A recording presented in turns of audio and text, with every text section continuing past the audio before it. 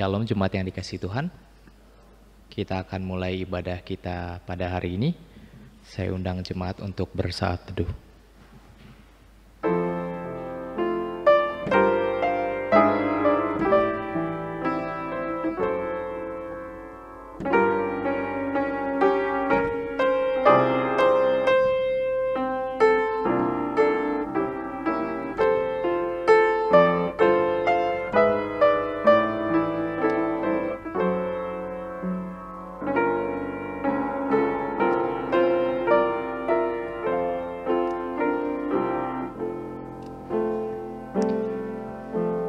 Jemaat diundang untuk bangkit berdiri. Mazmur 66 ayat 1b hingga 2 berkata, Bersorak-sorailah bagi Allah hai seluruh bumi. Mazmurkanlah kemuliaan namanya, muliakanlah dia dengan puji-pujian. Pertolongan kepada kita adalah dalam nama Allah yang menjadikan langit dan bumi. Turunlah kiranya atas kita sekalian anugerah dan sejahtera daripada Allah Bapa dan daripada anaknya Yesus Kristus. Amin. Dengan tetap berdiri, mari kita mengangkat pujian dari NKI nomor 187, bait yang pertama hingga ketiga. Bait pertama dan ketiga.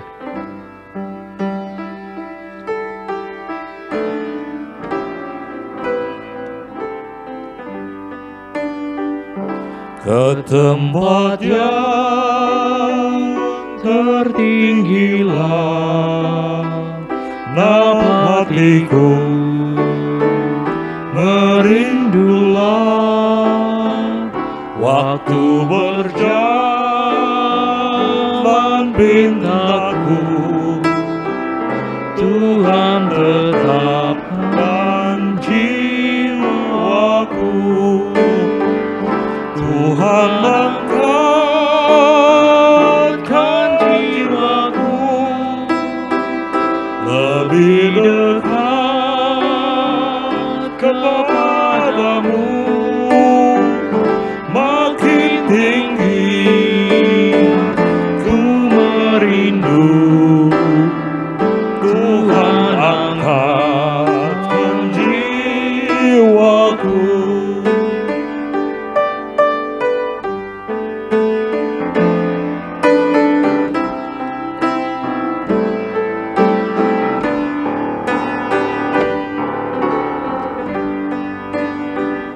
Ku tinggalkan dosaku dan barang yang tidak benar. Percayaku tinggal teguh, karena ku tuju Engkau.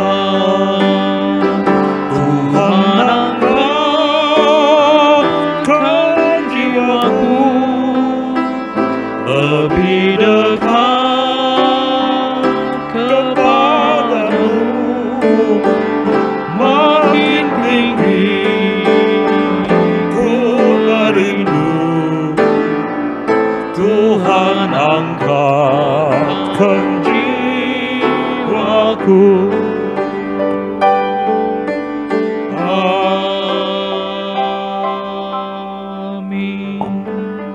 Jemaat dipersilakan duduk kembali.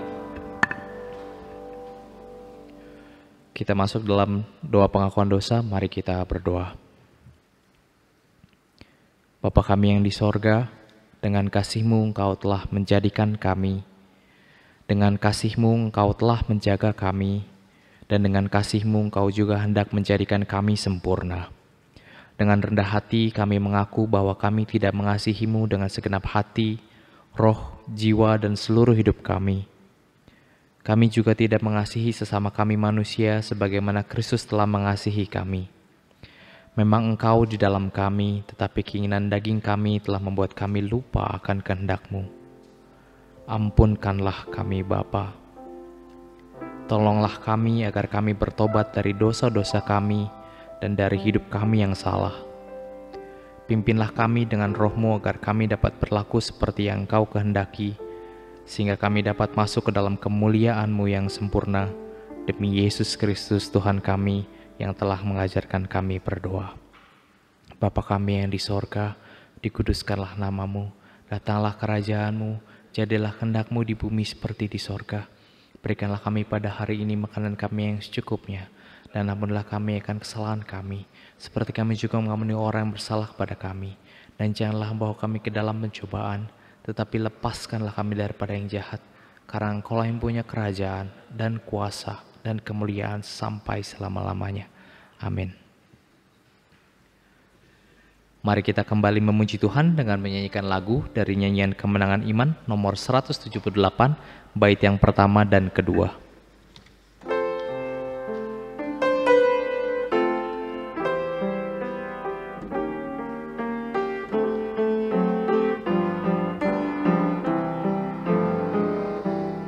Damai yang padaku tak diberikan dunia, tak dapat diambilnya pun. Meski susah tempuh, takutku tidaklah, karena damai Tuhanku turun. Damai yang diberinya sangat besar, damai yang menjadikan hati gemar. Tuhan beserta aku sepanjang jalanan,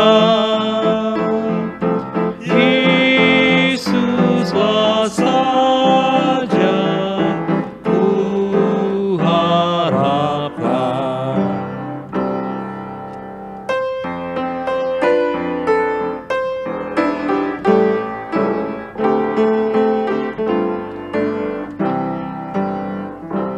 Segenap alam sujud sambil memuji-Mu, olehnya damai-Ku tambah. Duka hilang lenyap, terbit lagi terangku, Yesus Tuhan yang sangat indah. Damai yang diberinya sangat besar, damai yang jadikan hati gemar. Tuhan beserta aku sepanjang jalanan, Yesuslah saja ku harapkan. Amin.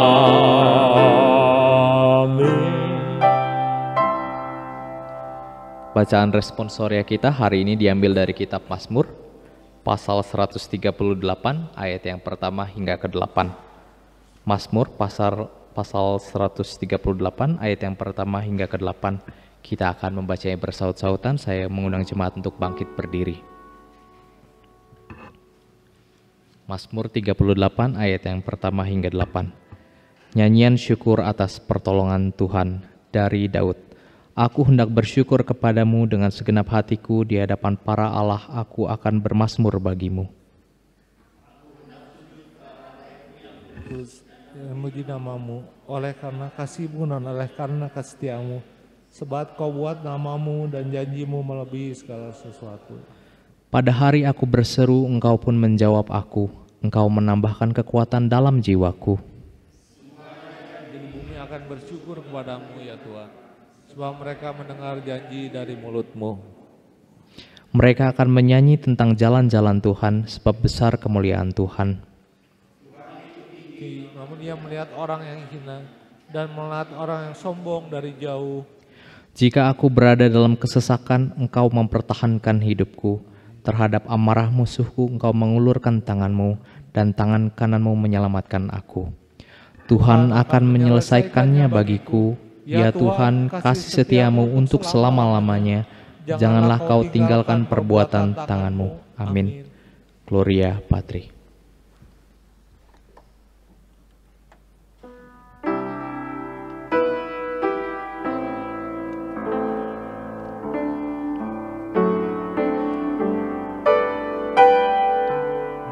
Mulia bagi Bapa, bagi Anak serta Roh Kudus, dari permulaannya sekarang dan akan jadi selama-lamanya.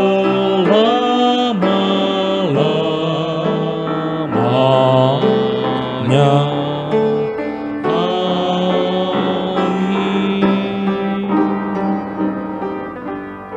Marilah bersama dengan umat Kristiani di seluruh dunia, kita mengikrarkan pengakuan iman kita. Hendaklah masing-masing kita berkata demikian. Aku percaya kepada Allah, Bapa yang Maha Kuasa, Khalik langit dan bumi, dan kepada Yesus Kristus, anaknya yang tunggal Tuhan kita, yang dikandung daripada Roh Kudus, lahir dari anak darah Maria, yang menderita di bawah pemerintahan Pontius Pilatus, disalibkan, mati dan dikuburkan, turun ke dalam kerajaan maut. Pada hari yang ketiga bangkit pula dari antara orang mati, naik ke sorga, duduk di sebelah kanan Allah Bapa yang Maha Kuasa, dan akan datang dari sana untuk menghakimi orang yang hidup dan yang mati. Aku percaya kepada Roh Kudus, gereja yang kudus dan am, persekutuan orang kudus, pengampunan dosa, kebangkitan daging dan hidup yang kekal. Amin. Jemaat dipersilakan duduk kembali. Marilah kita persiapkan hati kita untuk masuk ke dalam doa syafaat yang akan dibawakan oleh Bapak Pendeta Ade Gunawan. Untuk itu kita menyanyikan lagu dari nyanyian Kemenangan Iman, nomor 192, bait yang pertama dan kedua.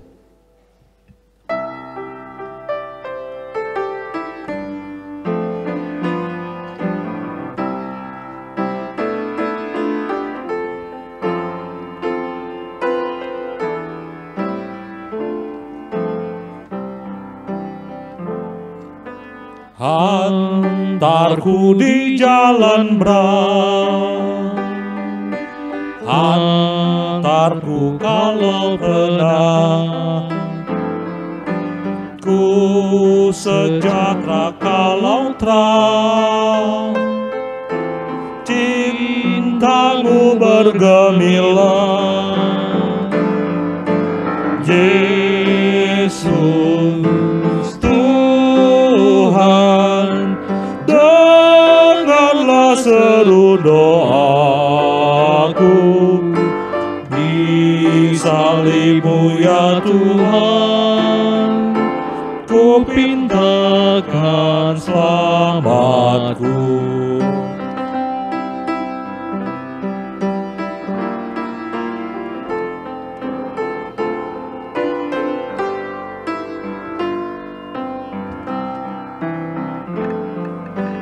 Engkau perlindunganku, kalau angin keras mendung, karena Tuhan hampirlah, ku senang sentosalah, Yesus Tuhan, dengarlah seru doaku, di salib-Mu ya Tuhan, ku pintakan selamatku.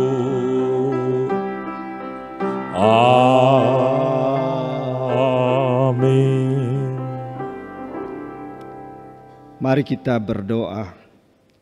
Bapa kami yang di sorga, Tuhan yang maha murah dan maha kasih, Segala puji dan syukur kami persembahkan kepada Tuhan, oleh karena Tuhan menyertai, memelihara, memberkati setiap kami sampai pada saat ini.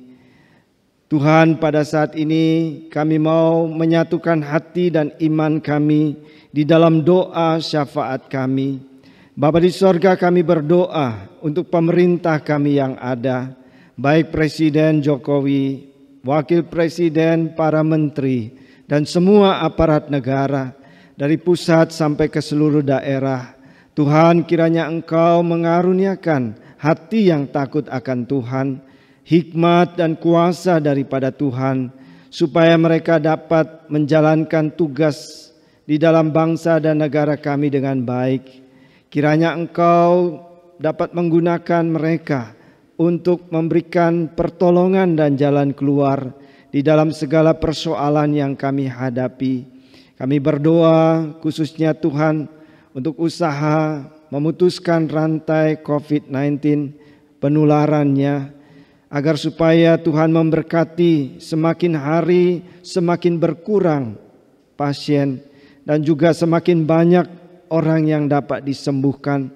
Kami berdoa kiranya Engkau memberkati semua usaha yang dilakukan, supaya pada akhirnya kami boleh mendapatkan kelepasan daripada pandemi ini. Terima kasih ya Tuhan, kiranya Engkau juga menolong pemerintah kami di dalam mengatasi berbagai macam persoalan dan gejolak di tengah-tengah masyarakat, sehingga bangsa dan negara kami boleh tetap aman dan damai, dan kami dapat bekerja, berusaha dengan baik, dan menikmati sukacita dan damai sejahtera daripada Tuhan. Kami juga terus berdoa untuk pemberitaan Injil di tengah-tengah bangsa dan masyarakat kami. Tuhan menolong setiap orang Kristen maupun lembaga gereja. Di dalam segala keadaan kami boleh setia memberitakan firman Tuhan untuk membawa keselamatan bagi banyak orang. Terima kasih Bapa, kami juga berdoa untuk pelayanan daripada gereja Metodis di seluruh Indonesia.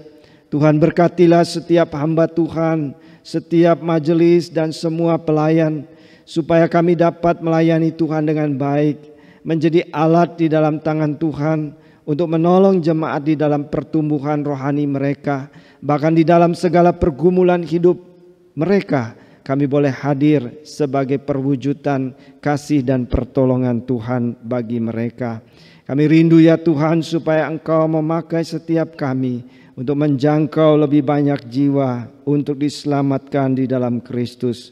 Kami terus berdoa menyerahkan semua pelayanan kami, baik yang ada di Bandung Barat, yang ada di Padalarang, yang di Sendawar, dan juga Balikpapan.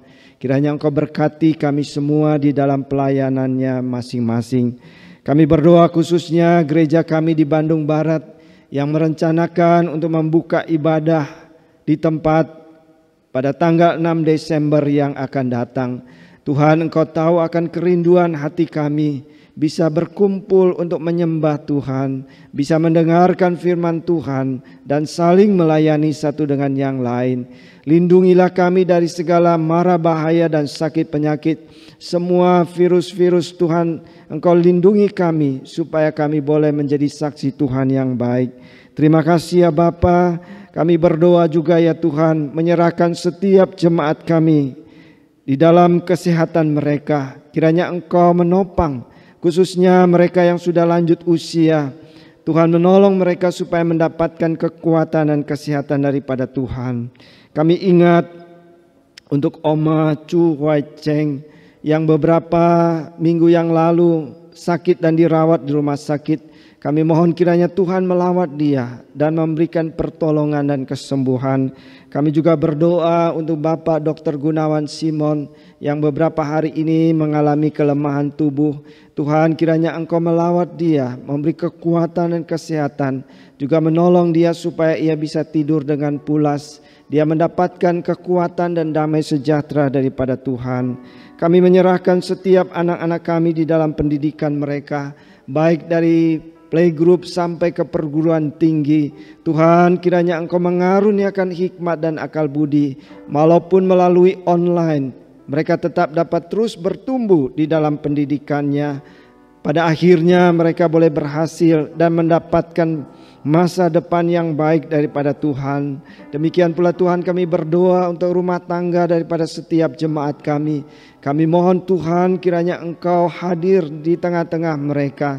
Tuhan yang menjadi kepala dan pemimpin, yang memimpin dan memberkati setiap keluarga kami, sehingga kami boleh menikmati sukacita dan menjadi saksi Tuhan yang baik. Terima kasih Bapa. Pada saat ini Tuhan, kami mau mengucap syukur untuk saudara-saudara kami yang berulang tahun. Kami berdoa untuk Ibu Dorinda Hutapea. Kiranya Engkau memberikan umur panjang dan kesehatan yang baik. Sukacita senantiasa Tuhan limpahkan dalam hidupnya. Bersama dengan Bapak I Batubara, bila Engkau berkati anak, menantu dan cucu dalam rumah tangga dan pekerjaan mereka masing-masing. Demikian pula kami berdoa untuk Bapak Hansen Chi. Kiranya Engkau menyertai dan memelihara dan memberkati dia di tengah-tengah zaman yang sulit ini ya Tuhan. Kiranya Engkau memberkati pekerjaannya sehari-hari di Singapura. Apa yang menjadi kesulitan yang dihadapinya, Tuhan yang memberikan pertolongan dan jalan keluar. Kami percaya Tuhan, Engkau penuh dengan kuasa dan berkat bagi setiap kami. Berkatilah bersama dengan Feve istrinya. Biarlah Tuhan Engkau berkati rumah tangga mereka. Engkau mendengar segala kerinduan hatinya untuk memperoleh keturunan di dalam pernikahan dan rumah tangganya.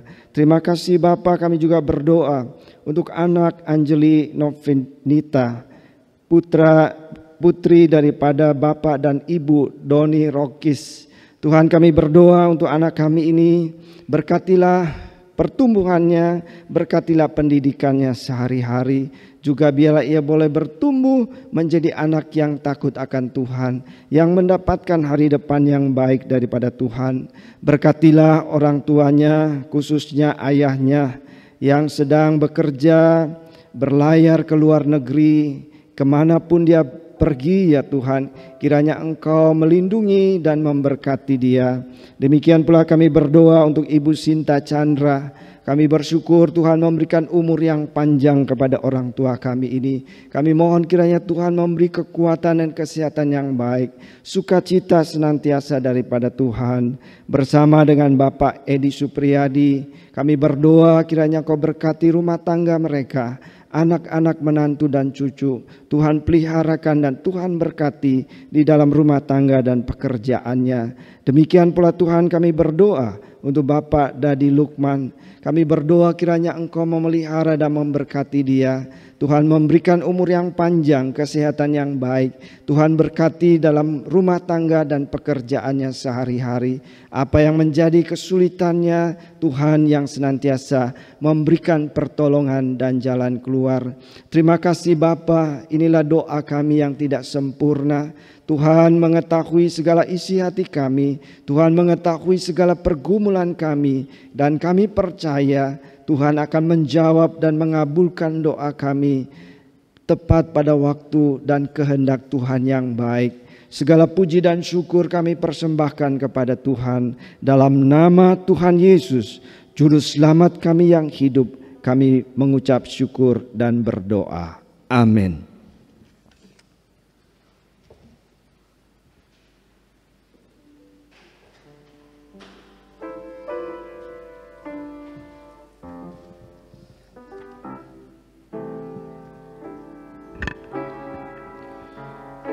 Kita akan memberikan persembahan kita. Saya mengundang para petugas persembahan untuk maju ke depan. 2 Korintus 9 ayat 7 berkata, hendaklah masing-masing memberikan menurut kerelaan hatinya, jangan dengan sedih hati atau karena paksaan, sebab Allah mengasihi orang yang memberi dengan sukacita.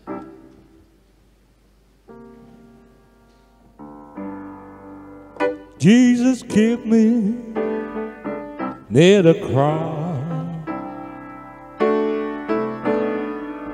There's a precious fountain, free to all, a healing stream, flow from Calvary every mountain in the cross, in the cross, be my glory ever, till my rapture soul shall find rest beyond the river.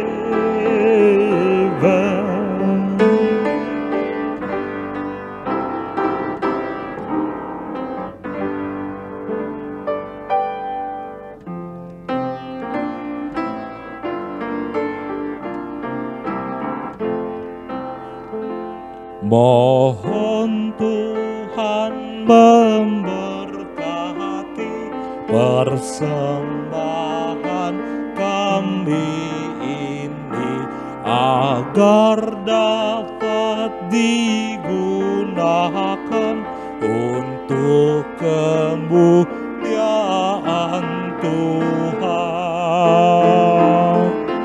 Amin.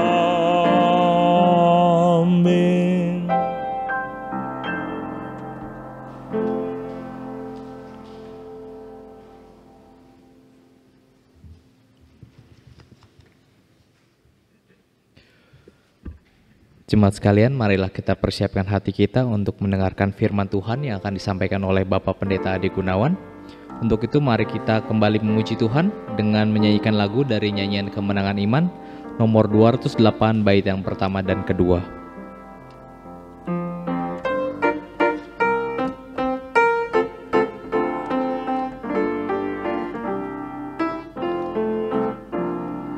Nyanyikanlah kepadaku Injil yang beri hidup, hendaklah nyata eloknya Injil yang beri hidup, Injil yang terindah wajib ku nyatalah, Injil ilmu, Injil heran, Injil yang beri hidup, Injil elok, Injil heran, Injil yang beri hidup.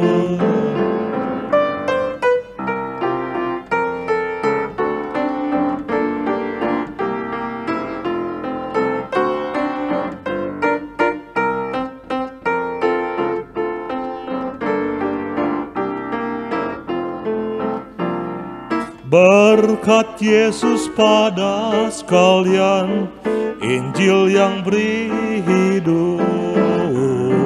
Yang berdosa hai dengarlah, Injil yang beri hidup. Selamatmu diberinya, sukadahan sentosa, Injil elok, Injil heran, Injil yang beri hidup, Injil elok, Injil heran, Injil yang beri hidup. Amin.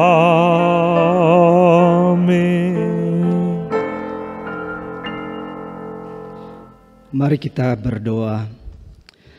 Bapa di sorga, sebelum kami mendengarkan firman-Mu, hamba-Mu ingin berdoa mendukung saudara kami, keluarga Bapak Matias Pratama. 2 minggu yang lalu Tuhan telah memanggil pulang ayahnya yang tercinta. Terima kasih Tuhan, Engkau memberikan seorang ayah yang beriman, yang sungguh-sungguh penuh dengan kasih di dalam keluarga dan kehidupannya. Kami berdoa ya Tuhan, kiranya Engkau menghibur dan memberi kekuatan kepada istri, anak-anak, menantu dan cucu yang ditinggalkannya. Walaupun kami merasa sangat berduka dan kehilangan, tetapi kami percaya bahwa Tuhan mempunyai rencana dan keputusan yang terbaik.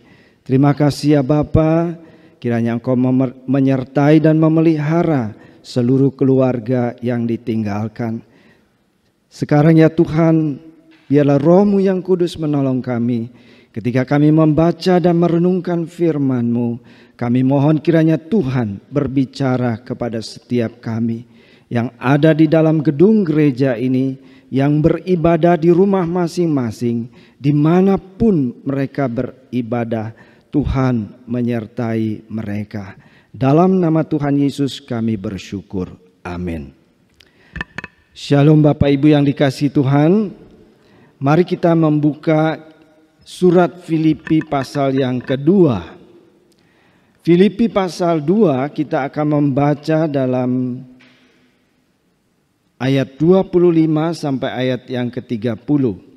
Filipi pasal 2 ayat 25 sampai 30, demikian firman Tuhan.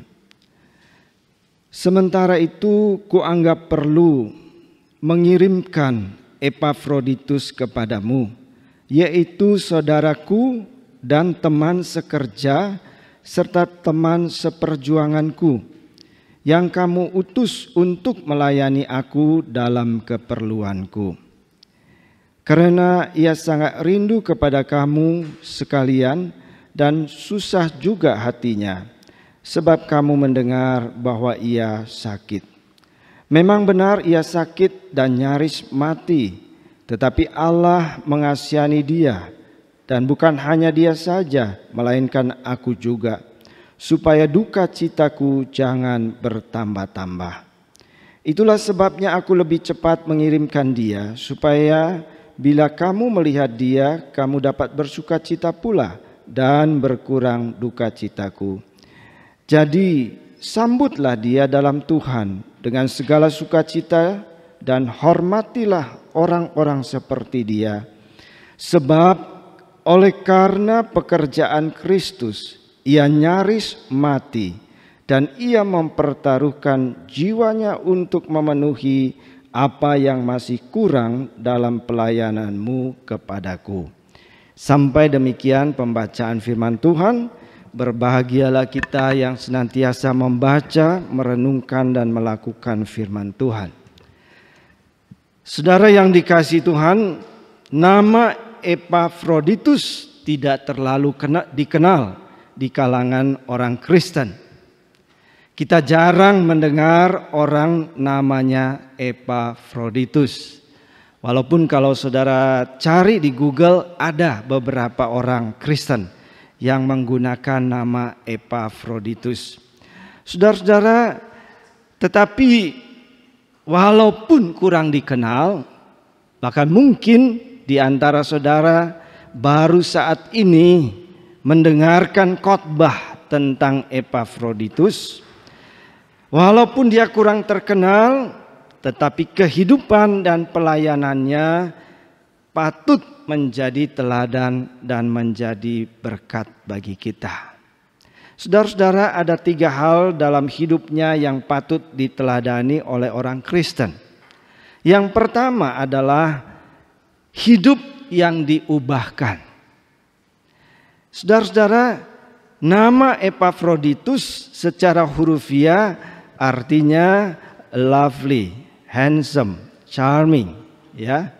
Jadi seorang yang menyenangkan, baik hati, tampan, ganteng, menarik, mempesona. Kayak Pak Bubi kali ya. Atau siapa? Oh, ada Mas Matias. Oh, ada Pak Hendra juga. Oh, ada Pak Ating juga. Gue kali ya. Saudara-saudara, nama Epafroditus itu yang kedua itu artinya kesayangan Dewi Aphrodite.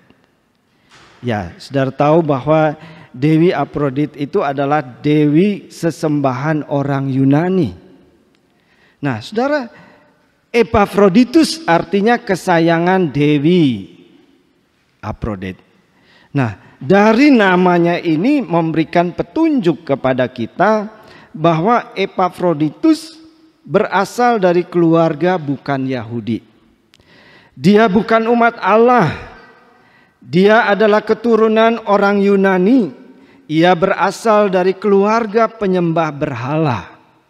Orang tuanya begitu mengagungkan dan begitu antusias kepada Dewi Afrodit sehingga anaknya dinamakan kesayangan Dewi Afrodit. Saudara-saudara, ia berasal dari keluarga yang sangat fanatik kepada penyembahan berhala dewa-dewi Yunani. Tetapi kita bersyukur bahwa ternyata Allah kemudian berkenan menyatakan rahmat dan kuasanya kepada Epafroditus, sehingga kita melihat bahwa kemudian Allah memanggil dan menyelamatkan dia. Saudara-saudara, ketika Epafroditus mendengar Injil keselamatan Allah itu diberitakan kepadanya oleh pertolongan Tuhan, Allah membuka hati dan pikirannya untuk menerima Kristus. Lalu ia kemudian mengalami hidup yang berbalik dari kepercayaan yang salah. Ia kemudian menjadi seorang pengikut Yesus, Allah yang benar yang disembahnya. Ia berbalik dari kepercayaan yang salah dan kemudian menjadi seorang penyembah Allah pencipta langit dan bumi. Saudara-saudara, tentunya perubahan daripada iman kepercayaan ini mempengaruhi seluruh kehidupannya. Mempengaruhi pikirannya, prinsip-prinsip hidupnya, dan akhirnya mempengaruhi seluruh kehidupannya. Bahkan kemudian ia menyerahkan hidupnya dengan penuh kesungguhan untuk setia melayani Tuhan, mendampingi Rasul Paulus di dalam pelayanan pekabaran Injil. Saudara-saudara, perjumpaan Epafroditus dengan Injil dan Kristus membuat hidupnya sungguh-sungguh berubah dan berbuah. Nah, saudara-saudara, ini hal yang pertama. Dari seorang penyembah berhala, kemudian Allah menolong dia untuk berjumpa dengan Injil. Kemudian Allah menolong dia untuk membuka hati dan pikirannya. Dia mengerti dengan jelas bahwa kepercayaanku yang lama itu adalah yang salah. Ini adalah Allah yang sejati. Kemudian inilah Yesus Kristus adalah juru selamat yang dapat memberikan pengampunan dan keselamatan. Kemudian Epafroditus meninggalkan kepercayaan yang lama. Dia mengikut Yesus dan kemudian seluruh hidupnya menjadi berubah. Bahkan kemudian mempersembahkan diri melayani Tuhan dan menghasilkan buah. Saudara-saudara, aplikasinya bagi saudara dan saya adalah, jikalau kita adalah orang-orang Kristen yang mengikut Tuhan, mungkin sudah lama kita menjadi orang Kristen, apakah ada perubahan hidup yang nyata di dalam kehidupan kita? Apakah kita hanya menjadi orang Kristen yang seperti dulu, yang masih penuh dengan keinginan-keinginan yang jahat, yang masih dikuasai oleh nafsu-nafsu duniawi yang salah? Kita masih mempunyai konsep-konsep seperti kepercayaan kita yang lama dan kita belum sungguh-sungguh percaya dan menyerahkan hidup kita sepenuhnya kepada Allah. Saudara-saudara yang dikasihi oleh Tuhan, Allah menghendaki supaya setiap orang yang berjumpa dengan Kristus, yang menjadi pengikut Kristus, yang menerima Injil keselamatan itu, sungguh-sungguh memancarkan kehidupan yang baru. Ada perubahan yang terus-menerus terjadi di dalam hidupnya. Saudara-saudara, saya kasih contoh. Di suatu gereja yang saya layani beberapa puluh tahun yang lalu, kira-kira itu sudah sangat lama, hampir 30 tahun, ada seorang ibu bidan. Bidan ini asalnya dari Jawa Tengah, kemudian dia pindah ke sebuah kota dan bekerja di sana. Nah, saudara-saudara, pada suatu kali ketika ia menolong seorang ibu melahirkan, ternyata terjadilah hubungan gelap antara bidan ini dengan suami daripada wanita yang ditolong melahirkan itu. Saudara-saudara yang dikasihi oleh Tuhan, hubungan ini kemudian menjadi lebih dalam lagi, lalu akhirnya dia menjadi istri simpanan atau istri siri, istri gelap begitu ya. Nah, sampai berjalan kemudian dia mengandung, melahirkan seorang anak laki-laki. Jadi bidan ini orang Jawa, kemudian bukan Kristen. Nah, laki-laki itu adalah orang Tionghoa. Saudara-saudara, setelah punya anak itu umur kira-kira 5-6 tahun. Bidan ini bergaul dengan orang Kristen. Lalu kemudian akhirnya melalui pergaulan dengan orang Kristen itu, dia mengenal Yesus, percaya kepada Injil, dan kemudian ikut katekisasi dan mau dibaptis. Saudara-saudara, ketika dia belajar dan mengerti firman Tuhan, pada suatu kali dia berkata kepada tanda petik suaminya ini, dia mengatakan, mulai hari ini sebaiknya kita putus dan kamu jangan lagi berhubungan dengan saya di dalam hal apapun. Lalu laki-laki itu mengatakan, kenapa? Kalau saya tidak berhubungan dengan kamu lagi, saya tidak akan membiayai kehidupan kamu. Dia mengatakan, gak apa-apa. Dengan segala kesederhanaan hasil pekerjaan saya akan berusaha untuk hidup. Lalu laki-laki itu bertanya, kenapa kamu mengambil keputusan ini?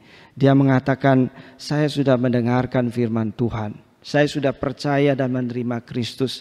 Dan saya mengerti bahwa firman Tuhan tidak memperkenankan hidup yang seperti ini. Ini adalah dosa. Saudara-saudara, dan betul, akhirnya dia memutuskan hubungan itu. Dan dia dengan bekerja, dengan susah payah, dia membesarkan anaknya. Sampai kemudian anaknya itu dewasa dan kuliah. Dan dia tidak lagi berhubungan dengan laki-laki itu. Saudara-saudara yang dikasihi oleh Tuhan, apa yang mau saya katakan adalah Epafroditus seorang yang penyembah berhala kepada dewa-dewi dengan konsep pemikiran yang berbeda. Tetapi ketika dia berjumpa dengan Yesus, berjumpa dengan Injil, ketika dia mengenal Kristus dan keselamatan, Alkitab mencatat bahwa ia mengambil keputusan mengikut Tuhan dan meninggalkan kepercayaannya yang salah. Ia mengalami perubahan hidup setiap hari. Ia bertumbuh semakin hari semakin menyerupai Kristus. Saudara-saudara, Tuhan menghendaki supaya saudara dan saya tidak hanya menjadi orang percaya. Tidak hanya kita mau membuka hati dan kehidupan kita menjadi orang Kristen. Tetapi Allah menghendaki supaya melalui hidup bersama dengan Kristus, kita boleh bertumbuh semakin hari semakin menyerupai Tuhan Yesus. Di dalam kebenaran firman Tuhan, di dalam kekudusan yang Allah kehendaki. Amin. Yang kedua, saudara-saudara, bahwa apa yang kita lihat daripada Epafroditus, yang kedua adalah bahwa ia menjadi seorang saudara di dalam Kristus. Saudara, siapa Epafroditus ini bagi Paulus? Bagaimana Paulus menggambarkan sosok Epafroditus itu bagi dirinya? Dalam ayat 25 dan seterusnya kita melihat Paulus menyebut dengan jelas dan detail. Dia mengatakan, Epafroditus saudaraku, teman sekerjaku, teman seperjuanganku, yang kamu utus untuk melayani segala keperluan saya yang sedang dipenjara ini. Dan yang kelima, di dalam ayat 30 dicatat, Paulus mengatakan, dalam bekerja dan melayani Tuhan, ia nyaris mati. Tetapi walaupun demikian, ia rela mempertaruhkan jiwanya demi pelayanan kepada Allah. Saudara-saudara, kata saudaraku yang dipakai oleh Paulus dalam bahasa Yunani, bahasa asli Alkitab adelphos, itu artinya saudara, satu ayah, satu ibu, saudara kandung. Bukan hanya sekedar ucapan saudara-saudari, tetapi Paulus menggunakan kata adelphos yang seolah-olah Epafroditus itu adalah saudara kandungnya, satu ayah, satu ibu. Paulus merasakan bagaimana Epafroditus telah memperlakukan dan melayani dia bagaikan saudara kandungnya dalam kesulitan dan kesusahan Paulus. Saudara-saudara, pada waktu itu nanti kita lihat ya keadaan yang sulit. Nah, saudara, Allah menghendaki supaya setiap orang yang percaya kepada Kristus harus menjadi saudara satu kepada yang lain. Amin. Artinya bahwa saling memperhatikan, saling menolong, saling mengampuni, saling mendukung, saling menopang. Bagaimana layaknya seharusnya saudara kandung hidup saling mengasihi dan saling mendukung satu dengan yang lain. Saudara-saudara, oleh iman kepada Kristus kita telah dipersatukan menjadi satu keluarga Allah. Kalau kita baca Efesus pasal 4 ayat 3 sampai 6, di sana dikatakan bahwa sekalipun di dalam satu gereja, satu jemaat orang Kristen itu berasal dari berbagai macam suku, bangsa dan bahasa dan seterusnya, tingkat ekonomi sosial berbeda, tetapi dalam Efesus pasal 4 ayat 3 sampai 6 dikatakan, tetapi sesungguhnya kita adalah satu di dalam apa? Satu iman, satu baptisan, satu Allah, satu Tuhan yang kita percayai, satu di dalam Roh Kudus, satu di dalam pengharapan kita, satu di dalam Yesus Kristus. Saudara-saudara, persekutuan orang Kristen bukan hanya seperti di dalam organisasi-organisasi di dalam dunia ini. Tetapi lebih dalam dari itu, firman Tuhan mengajarkan kepada kita bahwa di dalam iman kita kepada Kristus, maka kita telah dipersatukan menjadi satu keluarga Allah. Karena kita mempunyai satu iman, satu pengharapan, satu Allah, satu baptisan, dan juga satu surga yang kita tuju. Amin. Nah, oleh karena itu banyak sekali nasihat daripada firman Tuhan bagi orang Kristen. Supaya hendaklah kamu saling menolong, saling mengasihi, saling mengampuni, saling mendukung satu dengan yang lain. Saudara-saudara yang dikasihi oleh Tuhan, walaupun berbeda suku, bangsa, bahasa, tingkat pendidikan, tingkat sosial dan ekonomi, tetapi sesungguhnya kita adalah saudara di dalam Kristus. Amin. Karena itu bahkan di dalam Alkitab dikatakan ketika satu anggota sakit, maka yang lain juga merasa sakit. Nah, saudara-saudara yang dikasihi oleh Tuhan, seperti yang pernah saya ceritakan pada suatu kali di sebuah gereja, di sebuah kota yang saya layani, kami dengan beberapa jemaat yang bertugas untuk berkunjung, pada suatu kali kami pergi ke sebuah rumah. Rumah yang pertama, wah tempat elit, entah berapa puluh juta 1 meter tanahnya. Di rumah yang mewah, yang luas itu, ada mobil-mobil mewah 3 di situ parkir yang tidak dipakai. Betapa kaya daripada keluarga ini. Setelah berbicara panjang lebar, kami berdoa, lalu melanjutkan perjalanan untuk berkunjung ke tempat yang lain. Lalu saudara-saudara ternyata pergi masuk sampai ke tempat yang kumuh. Apa yang dijumpai? Satu gubuk reot. Di dalam ada sepasang suami istri dengan 3 orang anak. Pekerjaannya sebagai buruh, istrinya menjadi pemulung. Lalu kemudian ketika ngobrol, orang tuanya mengatakan kepada pendeta, "Pak, kalau anak saya yang besar pergi sekolah pagi sampai siang, dia buka baju seragamnya dipakai adiknya pergi sekolah siang sampai sore. Karena tidak ada baju yang lain. Penghasilan kami begitu minim. Kadang-kadang kami biarkan anak-anak itu makan. Kalau ada lebihnya baru kami orang tuanya makan. Saudara-saudara, kita melihat bahwa di dalam gereja yang sama ada orang yang begitu kaya dengan segala kelimpahannya.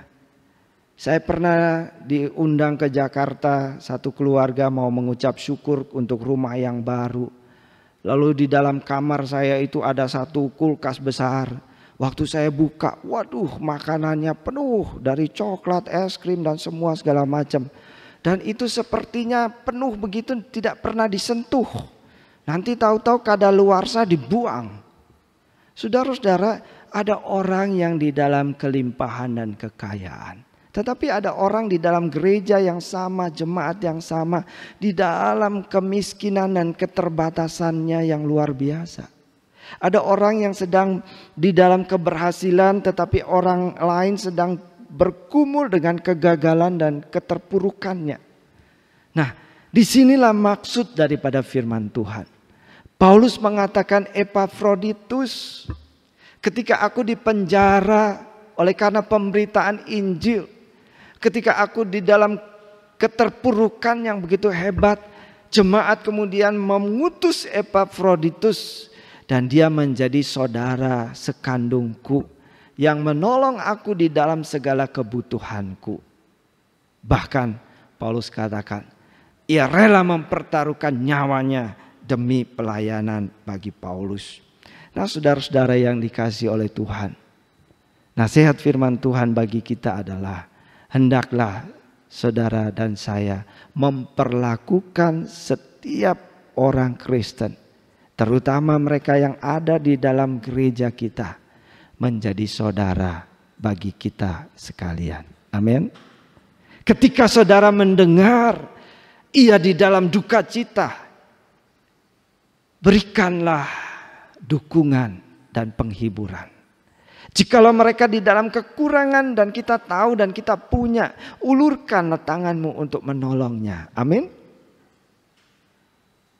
Pada saat ia bergumul dengan persoalan-persoalannya, marilah kita hadir menjadi orang yang memberikan kekuatan dan jalan keluar. Amin.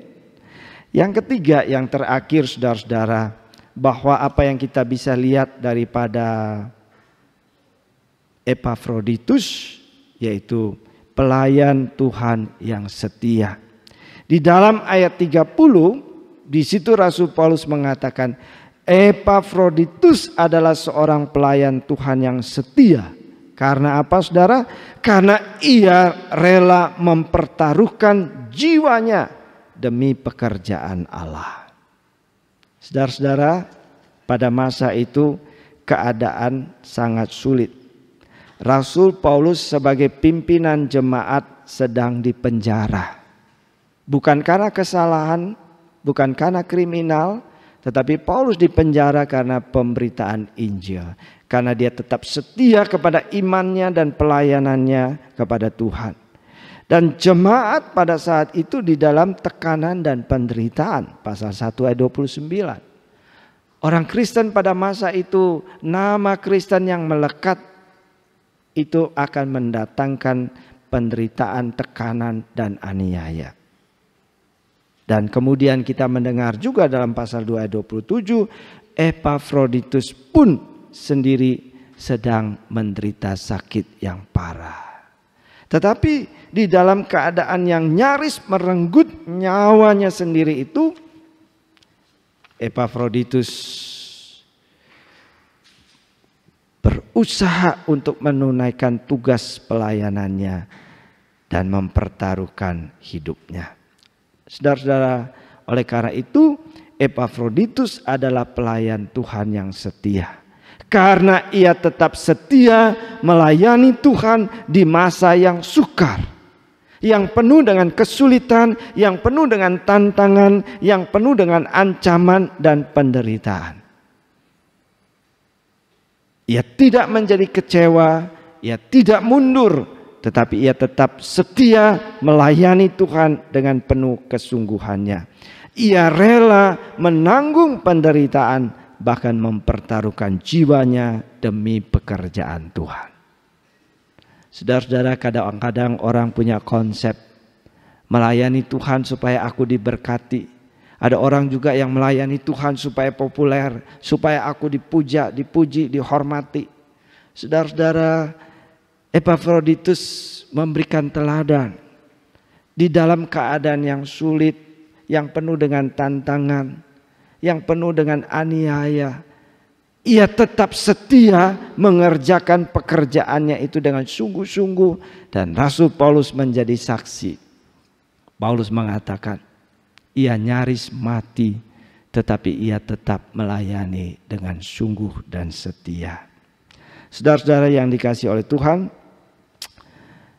beberapa puluh tahun yang lalu di Jakarta ada seorang gadis remaja suatu hari datang ke tempat praktek daripada dokter mata. Lalu kemudian setelah pasiennya satu-satu habis selesai, dia paling terakhir. Lalu kemudian dia diperiksa matanya oleh dokter. Lalu kemudian dokter mata mengatakan, mata kamu sehat, kenapa kamu datang ke sini? Lalu dia mengatakan, betul dokter, mata saya sehat. Kalau ada pasien dokter yang mau membeli kornea mata, yang membutuhkan kornea mata saya ingin menjualnya. Dokter ini terkejut dan mengatakan, kalau kornea kamu diambil kamu bisa buta, untuk apa kamu menjual kornea mata?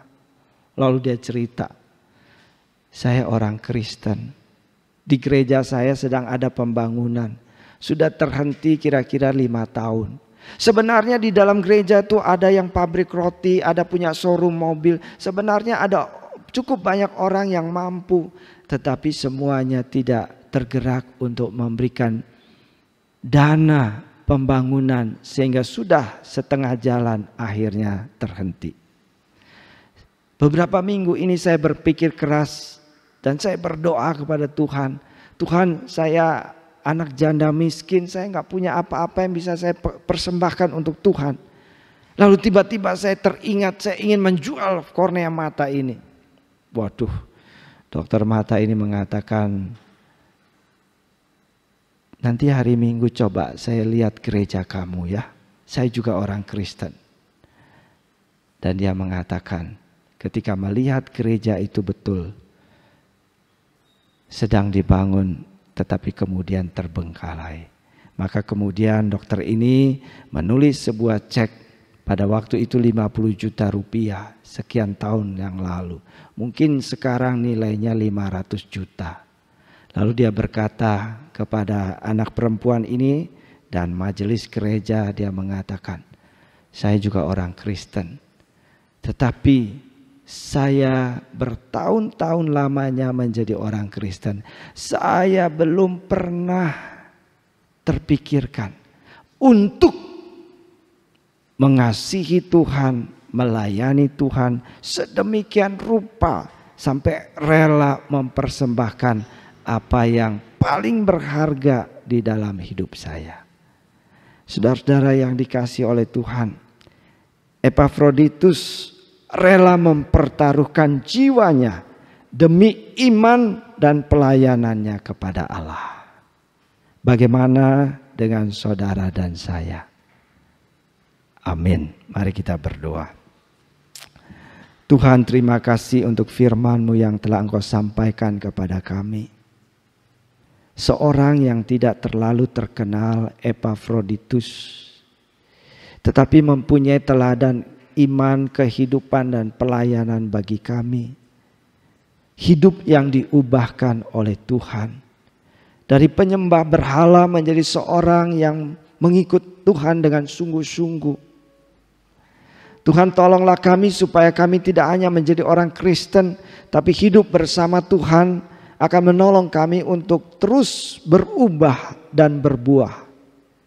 Kami juga tidak tawar hati dan putus asa jikalau ada keluarga kami yang belum percaya kepada Tuhan, yang masih mengeraskan hati mereka di dalam jalan dan kepercayaannya yang salah. Bila kami terus berdoa dan menginjili mereka, supaya hati dan pikiran mereka pun terbuka untuk mengenal Kristus, satu-satunya jalan keselamatan yang benar.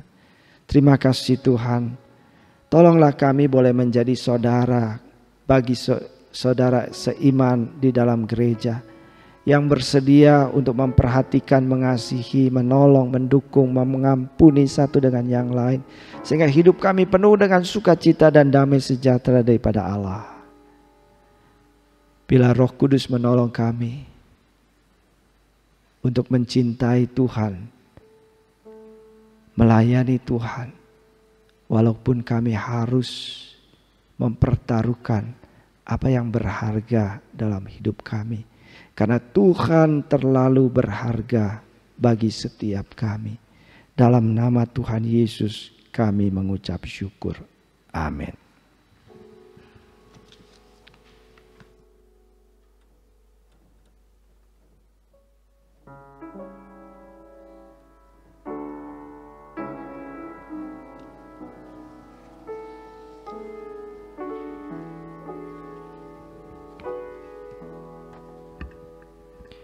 Jemaat sekalian, kita akan mengakhiri ibadah kita pada hari ini. Untuk itu kita akan menyanyikan lagu dari nyanyian Kemenangan Iman nomor 209 bait yang pertama dan kedua. Jemaat diundang untuk bangkit berdiri.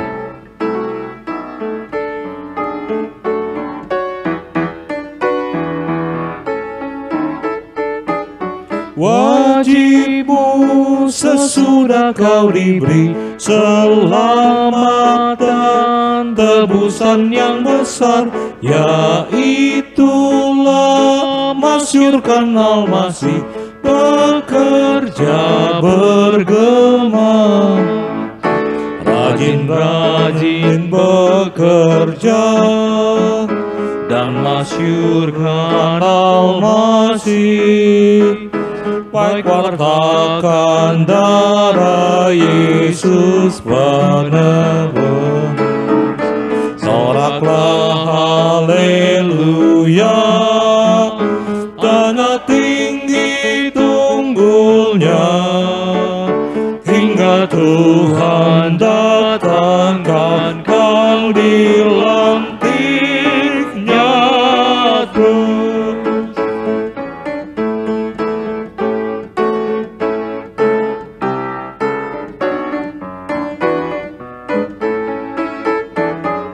Yang telah terhilang dan sesat, baik carilah dan pimpin pulang terus. Yang tinggal jauh, bawalah cepat kepada penebus. Rajin-rajin bekerja dan masyurkan Al-Masih, baik wartakan darah Yesus penebus.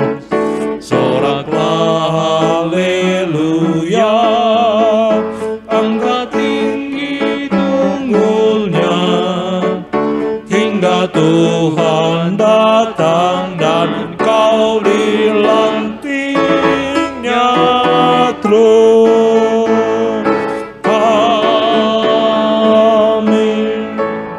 Kita akan pujikan doksologi, kemudian pengutusan dan berkat oleh Bapak Pendeta Ade Gunawan. Doksologi.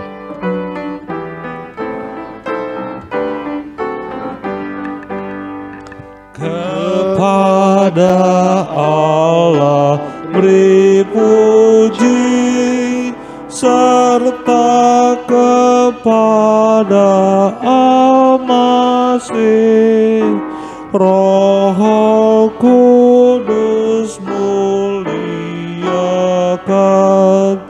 berkuasa dan berkasihan.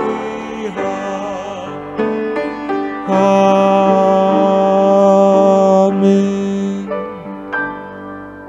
Mari kita tunduk kepala dan mengarahkan hati kita kepada Tuhan untuk menerima berkat dari Tuhan.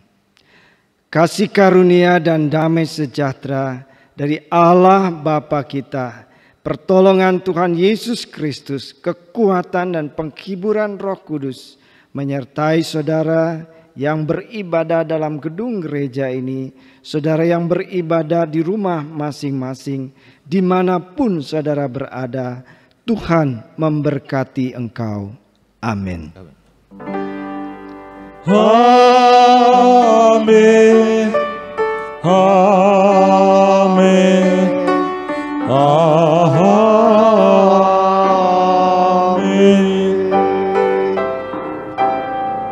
Silakan duduk, doa teduh kebaktian selesai.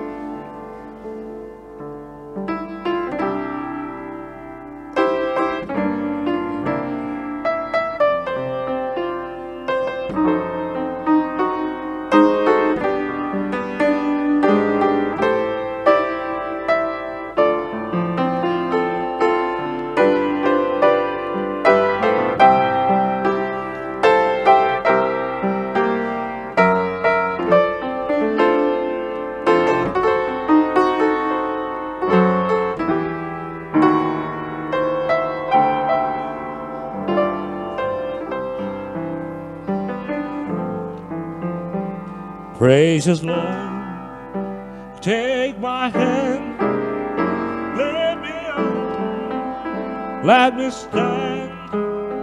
I am tired, I am weak, I am worn.